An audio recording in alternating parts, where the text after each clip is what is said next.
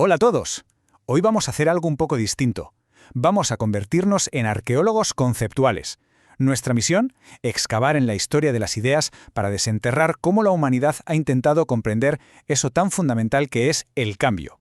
Vamos a proponer un cambio de perspectiva. Y si una de las preguntas más antiguas de la humanidad, la pregunta sobre Dios, no tratar en realidad sobre una entidad, sobre un ser, sino sobre algo mucho más cercano a nosotros, la naturaleza misma del cambio. Vamos a explorar esa idea. Este es nuestro plan de excavación.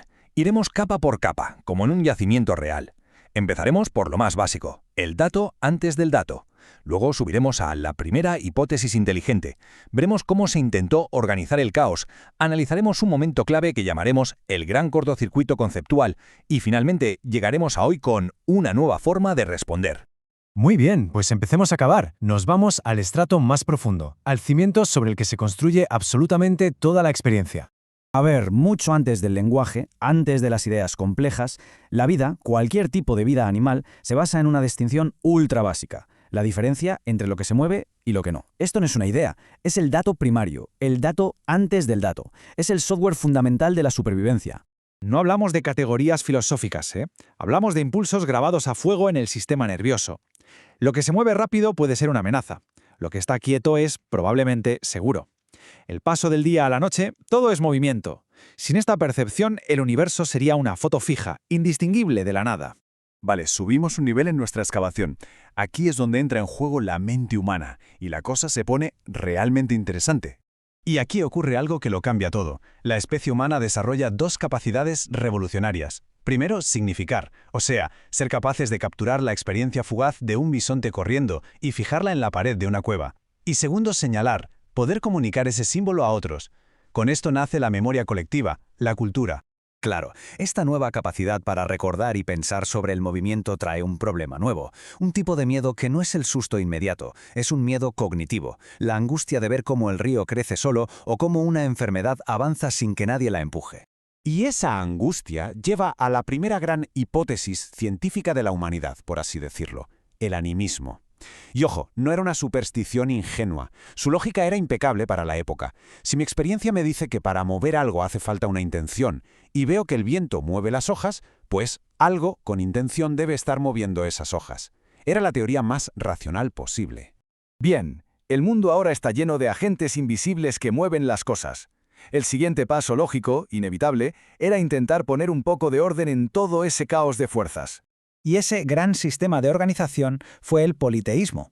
Pensémoslo un momento, no era más que un brillante sistema de clasificación. Cada dios representaba un tipo de proceso, un flujo de la realidad.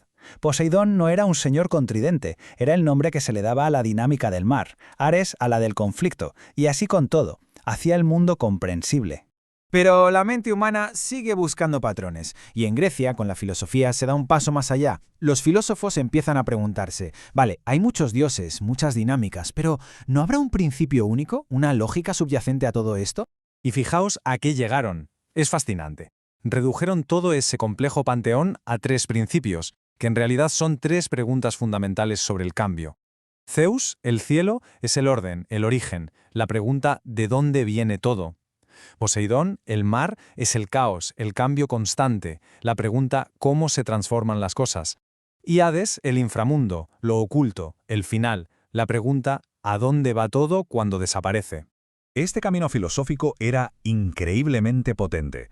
Estaban a punto de formalizar la idea de proceso. Pero entonces, la historia del pensamiento da un giro radical. Ocurre un cortocircuito. Y aquí está el cortocircuito. La filosofía estaba investigando el cambio como un proceso dinámico, algo que se puede entender, que es finito. Pero el monoteísmo cambió las reglas del juego. Sustituyó la búsqueda de un proceso por la afirmación de una entidad. Un ser estático, eterno, absoluto, que no está sujeto al cambio. La pregunta ya no era cómo funciona el mundo, sino quién lo creó. Y el coste intelectual de este giro fue enorme.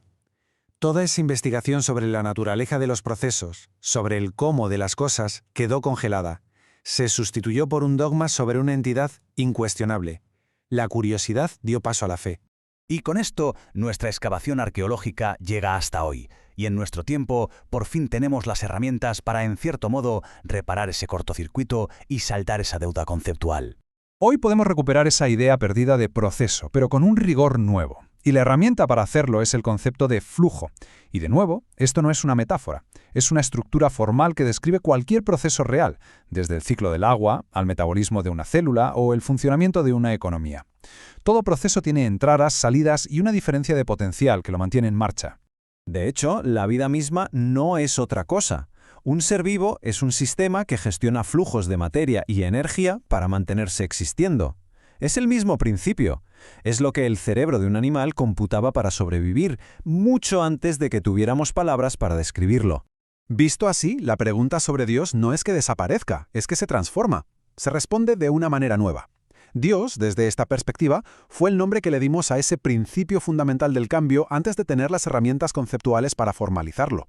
Entender la realidad como un sistema de flujos finitos no invalida la pregunta, le da una respuesta diferente. Lo que nos deja una última reflexión. ¿Y si en el fondo no estamos inventando nada radicalmente nuevo? Si simplemente estamos, por fin, poniendo un lenguaje formal, un lenguaje riguroso, a una intuición profundísima que la humanidad ha tenido desde el principio. Bueno, hasta aquí nuestra excavación de hoy. Si este viaje por la historia de una idea os ha parecido interesante, la mejor manera de apoyar el canal es suscribirse, darle a me gusta y sobre todo unirse a la conversación y compartir vuestras propias reflexiones en los comentarios. Nos vemos en la próxima.